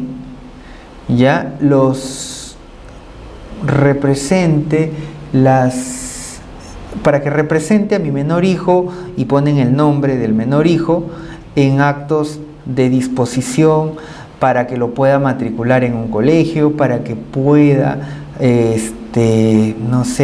disponer en intervenciones médicas, para que pueda hacer seguimiento en los colegios, para que pueda disponer sobre la salud del menor, para que pueda disponer o comparecer sobre los estudios del menor. Entonces, ¿qué percibimos en el registro? Percibimos que estos actos son como que una especie de delegación de una representación legal. Es inscribible esta forma de representación, es inscribible en el registro actos cuyo origen es natural o connatural al menor. No es inscribible. En este caso, no es inscribible en el registro estos actos. O sea, no es inscribible en el registro la delegación de la patria potestad. Cuando hablamos de delegación es cuando se establecen determinados actos que están comprendidos dentro de la relación de las responsabilidades u obligaciones que tienen los padres con respecto a su menor. No son inscribibles. Hay casos en los que se ha establecido poderes donde se otorgan facultades no solo para autorizar el viaje del menor, sino para autorizar el viaje y la permanencia en el extranjero, y no solo eso, sino para poderlos matricular en colegios en el extranjero, para poder atender su cuidado, su salud y demás actos que importan el ejercicio connatural de la patria potestad. Esos actos, por más que parecieran que son en representación del padre, esta representación, al ser legal, no puede ser delegada ya de esta manera, sino que va a tener que ser expresada en un juicio suspendiendo la patria potestad o dar por concluida la patria potestad y poder otorgar el poder para que pueda disponer o que pueda versar sobre los derechos del menor. Pero, ¿qué pasa con aquellos poderes que solicitan su inscripción, que son con respecto a autorizaciones de viaje de menores para salir fuera del país? Los poderes que contienen autorizaciones de viaje, la tendencia, de acuerdo al tribunal, es de que este acto de apoderamiento sí es válido su inscripción, siempre y cuando sea para un acto en específico y por el tiempo limitado. O sea, cuando hablamos de autorizaciones de viaje, estas autorizaciones pueden inscribirse, sí, pero tiene que establecerse específicamente ¿para qué es? Es decir, tendríamos que establecer que este poder es específico para viajar a la ciudad de España durante 2 años las veces que sean necesarios. Sí, sí es válido, de acuerdo a esa interpretación es válida poder otorgar un poder así.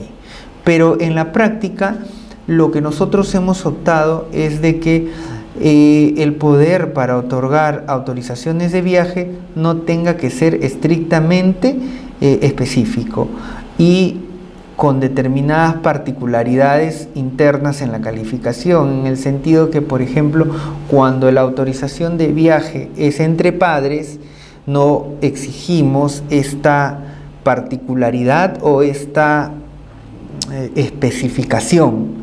Cuando son otorgados a favor de terceras personas, sí somos un poco más estrictos en pedir que sea específico, siempre y cuando se establezca de manera muy alejada el arraigo familiar, pero si se logra determinar que son familiares, entonces esta representación o esta delegación de facultades para autorizar viajes del menor sí resulta inscribible. No resulta cuando se autoriza para disponer o para disponer no bienes, sino cuando es para disponer, por ejemplo, la elección del colegio o cuando versan sobre decisiones que tienen que ver con la salud. En esos casos, esos poderes otorgados porque aparezca que es una representación del padre, no se logran inscribir porque la patria potestad debe ser ejercida de manera connatural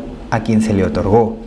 Entonces hay que tener bastante cuidado cuando se otorguen poderes de este tipo, porque los mismos no logran acceder al registro. Hay una tendencia en el sentido de que no debería en la escritura matriz ni siquiera señalarse estos, porque de existirlos no deberían acceder al registro, ya que el testimonio por sí solo, como les comenté en un principio, no le da eficacia o no le da mayor garantía al registro. Lo que sí le da es oponibilidad, pero si es que tenemos constancia de que no ha sido modificado, podríamos hasta ejercer esta facultad que es connatural al ejercicio de la patria potestad. Aún así, lo logramos inscribir o se logra inscribir cuando le pedimos que se desista de determinadas cláusulas a efectos de no publicitarlas, porque éstas versan expresamente sobre atributos que deben ejercerse personalmente por los padres. Ahora, la otra polémica que se presenta no solamente es por la revocación, por la facultad de irrevocabilidad o por la modalidad de incluir dentro del acto del otorgamiento la irrevocabilidad, sino también por quien pueda prorrogar el poder. Si bien es cierto, el poder es irrevocable por el plazo de 1 año, la ley ha establecido, se ha establecido en la práctica de que este puede ser renovado. Pero la pregunta es, ¿quién puede renovarlo? ¿Quién podría renovarlo? ¿Podría renovarlo el poderdante o podría renovarlo el apoderado? ¿O podría renovarlo cualquiera de los dos? ¿Podría renovarlo? Entonces ahí se levantó una polémica en el sentido de que la ley ha establecido que el poder puede ser revocado, puede tener la calidad de irrevocable, pero que puede ser renovado. Pero la renovación, el poderdante puede dar facultades a su apoderado en el acto irrevocable para que pueda renovar la revocación, es decir, la renovación logra que este poder irrevocable se convierta en irrevocable de manera indefinida, porque la voluntad o la manifestación de voluntad va a recaer ahora en el apoderado que tiene esta facultad para hacerlo. Esta última tendencia fue la que se ha venido observando, pero ya actualmente ha sacado una resolución el Tribunal Registral donde dice que sí es posible renovar el poder irrevocable, ya sea por el propio representante o por su representado. Entonces nosotros consideramos que vendría a ser una especie de prórroga indefinida a lo que la ley puso o estableció que ésta podría ser que el plazo del poder irrevocable es por 1 año. Al poderlo revocar a voluntad del apoderado, lo que haría es que convertir el poder irrevocable no solo por el plazo máximo de 1 año, sino que el poder se vendría en irrevocable, pero de manera indefinida, porque estaría a voluntad del apoderado. Recordemos que una de las condiciones para que el poder sea irrevocable es que sea en interés del representado y del representante, y también en interés del representado y de un tercero. En este caso va a ser en interés del representado absolutamente. La voluntad va a recaer de manera absoluta en el representado, es decir, el beneficio de volverlo irrevocable va a ser únicamente recaído en el representado, lo cual considero de que no está señalado expresamente como una de las condiciones por las que pueda ser irrevocable un poder, porque una de las causas debería ser entre el representado y representante. Pero en este caso vemos que esta condición de irrevocabilidad la va a mantener de manera absoluta el representado. La otra polémica que se levanta en la inscripción es que si yo puedo otorgar un poder a mi apoderado para que dentro de todas las facultades generales o especiales o específicas o encargos indubitables que yo pueda señalar en este poder, dentro de todas estas, también le puedo otorgar a mi apoderado, ¿qué cosa? La facultad para poder modificar o revocar o ampliar las facultades de los poderes que yo otorgue, de que yo haya otorgado en el pasado o que pudiera otorgar. Entonces, en primer momento consideré que, por ejemplo, es posible poder otorgar facultades a mi apoderado para que él pueda modificar, ampliar o revocar poderes que otorgué en el pasado, que vengo o que voy a otorgar en el futuro. Es posible esa facultad, pero ¿qué pasa si mi apoderado quiere ampliar facultades? Si mi apoderado quiere, con esta facultad que yo le doy para modificar o ampliar los poderes, ¿cuáles serían los límites de este apoderado? ¿Cuál sería la conclusión? ¿Cuál sería el límite que tendría este apoderado? ¿Podría modificar o revocar poderes que en el futuro yo otorgue? Bueno, en principio es muy fácil pensar de que se pueden otorgar poderes, puedo otorgar poderes para que mi apoderado revoque todos los poderes que yo otorgué. Hasta ahí es muy fácil. También es posible de que yo otorgue poderes para que mi apoderado modifique los poderes, pero modifique. ¿Cuál sería la amplitud o cuál sería el alcance de esta modificación que él podría ocasionar o que él podría hacer en los poderes que ya otorgué?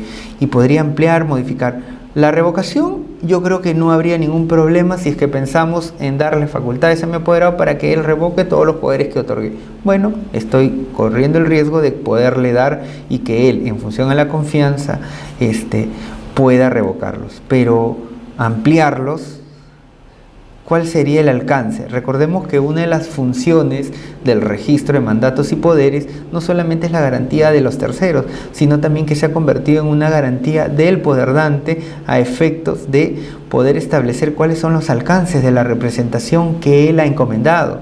Entonces, si es que se otorga poder para ampliar los poderes que yo otorgué, es un poco complicado poder establecer cuáles serían los alcances.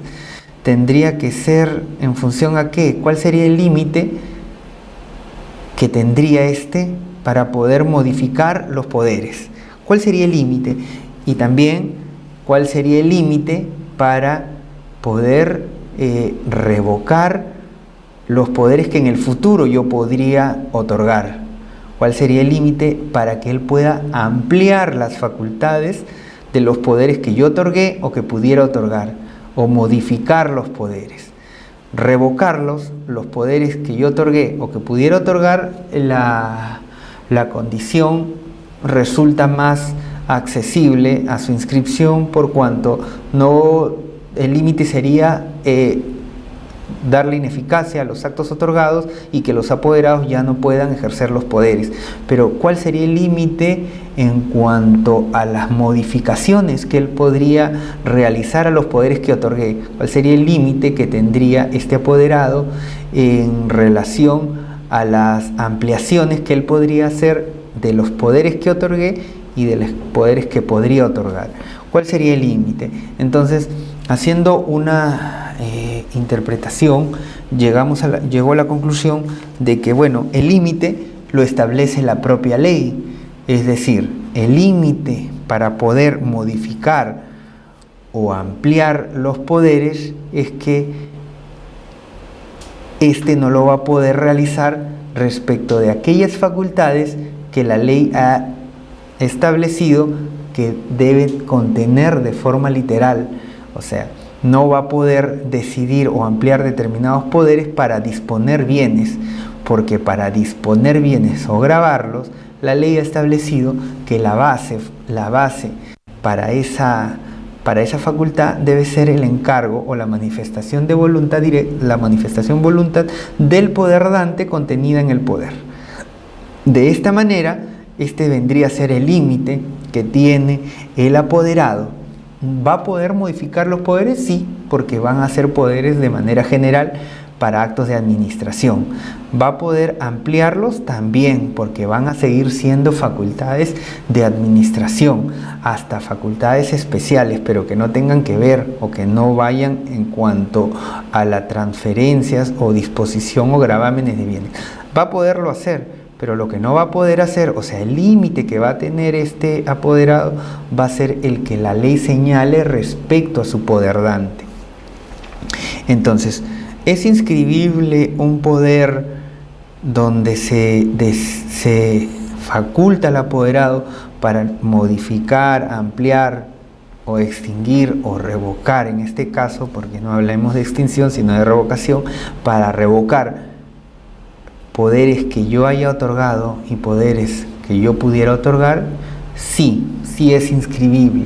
Es inscribible en la medida de que para los casos de la revocación, los poderes, al ser irrevocables, la ley ha establecido que el poder dante puede revocarlos en cualquier momento.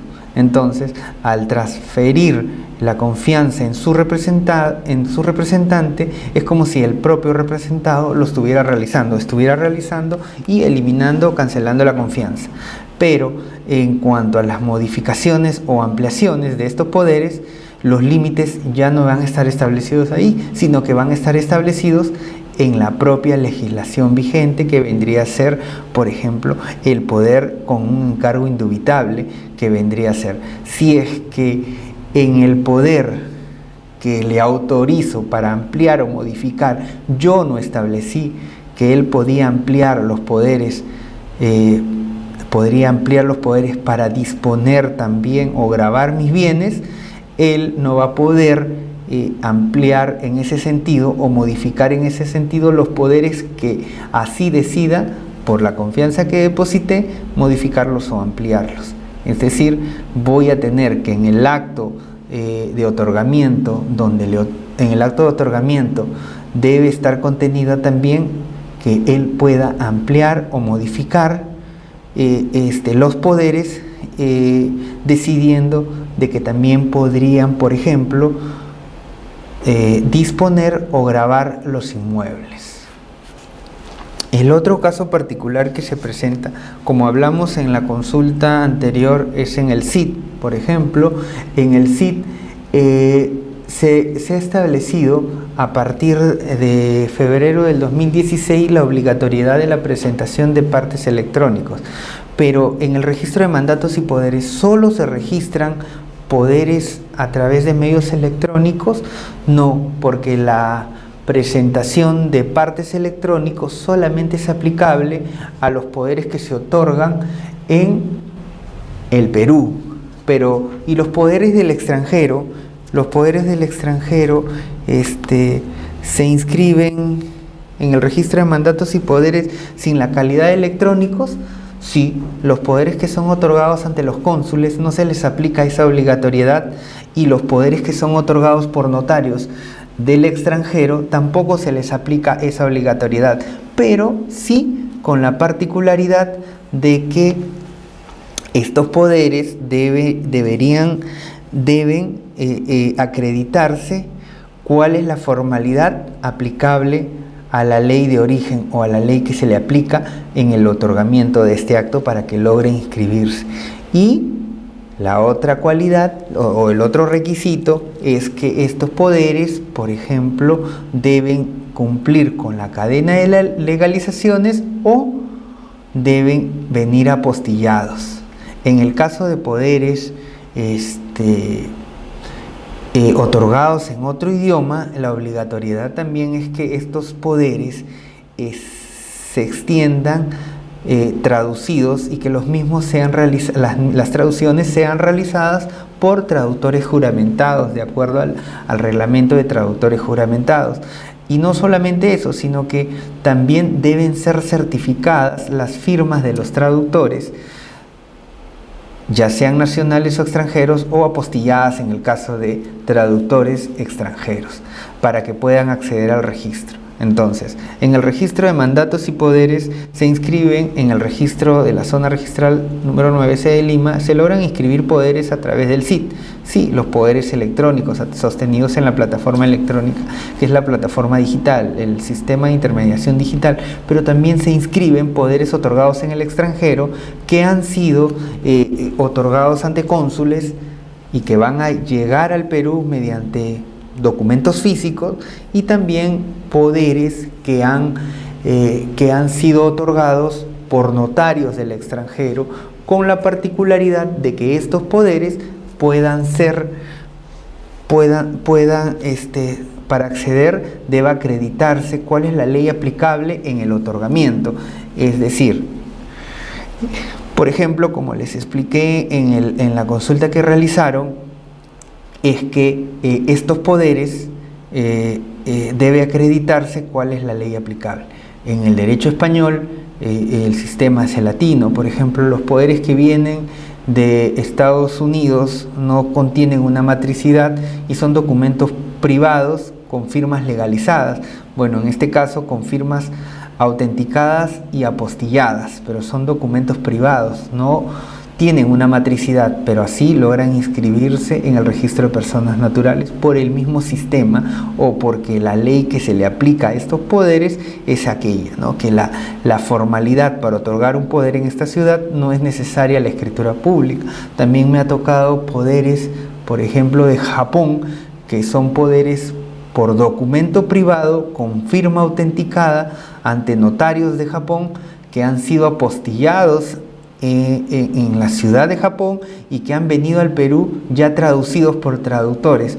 Uno me tocó que era por un traductor juramentado en el Perú, cuya certificación se le exigió al traductor a efectos de acceder al registro, y hubo otro caso que me tocó un documento privado del Japón ya otorgado ante notario, pero que tiene las particularidades de una matricidad, y que fue certificada las firmas por el notario, y también fue apostillada la firma del notario y traducido con un traductor juramentado de allá, de Japón. Entonces también se apostilló la firma del traductor en Japón con sellos de apostillas traducidos. Ahora, la particularidad de estos poderes otorgados en el extranjero que han sido apostillados en otro idioma, también se les exige que el apostillado sea traducido, y en estos casos normalmente son traducidos estos apostillados por traductores juramentados en el Perú. De esta manera es como logran inscribirse estos poderes de forma física. Entonces recordamos que en el registro de mandatos y poderes no solamente se inscriben poderes otorgados, poderes presentados a través de la plataforma digital que mantiene la SUNAR, sino también poderes físicos que han sido otorgados ya sea por cónsules peruanos en el extranjero o por notarios del extranjero, y que la formalidad para ellos va a depender de la ley aplicable del país de donde se otorgó, y que si de ser estos en idioma extranjero, estos deberán acceder al registro con la respectiva traducción, y que esta traducción también comprende el apostillado del mismo. Es así como se regula en la práctica. Actualmente en el registro de mandatos y poderes no existe un reglamento para regular estas situaciones, pero normalmente se vienen regulando a través de resoluciones del Tribunal Registral, donde está detallado lo que les acabo de comentar.